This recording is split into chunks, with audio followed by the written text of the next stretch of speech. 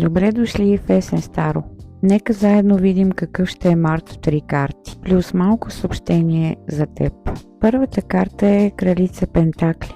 Показва често комфорт, изобилие, грижа.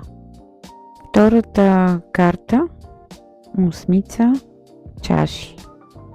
Промяна, заминаване, емоционална интелигентност. И третата е Императрицата.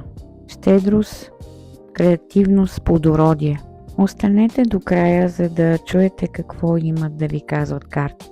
Кралица Пентакли показва често стабилност, комфорт и радост от физическия свят. Тази карта показва времена на изобилност и растеж. Често е помощ от грижовен и заземен човек, който предлага подкрепа не само с думи, но и с практически съвети.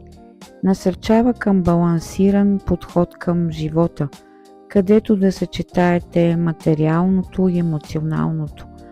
Важно напомняне е да се наслаждавате на плодовете на труда си, да намирате успеха и комфорт в физическия свят, който ви заобикаля. Подканва ни да се грижим за себе си по всякакъв начин. Тук с Осмица чаши имаме продължение сякаш за грижата към себе си.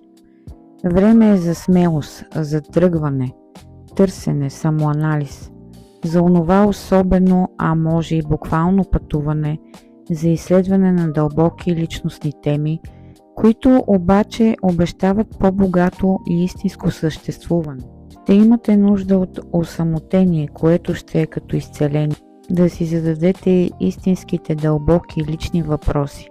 Вие сте готови за това. Картата идва като послание да приемете промяната, да се стремите към автентичност и да следвате сърцето си и най-вече себе си. Ще имате необходимост от тази трансформация. Императрицата носи призив да прегърнете творческото, креативното, да цените богатството на житейските преживявания. Тя напомня да ценим живота си, растежа чрез нови идеи, лични взаимоотношения и практики за грижа към себе си. Свидетелства за успешно осъществяване на започнати проекти, финансов просперитет, да сте спокойни за вашите лични и материални нужди. Дава ви се изобилие, плодородие и растеж. Мили хора, нека да обобщя март месец в 3 карти и то е да се вглеждате и грижите за себе си, да насърчавате и да се поставяте на първо място, да търсите пътя към вас самите, да виждате радостта от физическия свят, след като преминете през вътрешен анализ, стъпки към постигане на вглеждане, грижа за себе си. Изисква се самокритика, за да видите голямата картинка, която неминуемо идва. Имаме нежно напомняне да оцените щедростта от живота, да се наслаждавате на малките удоволствия и да развивате това, което ви носи радост, сигурност и благополучие, защото то ви се дава март месец финално.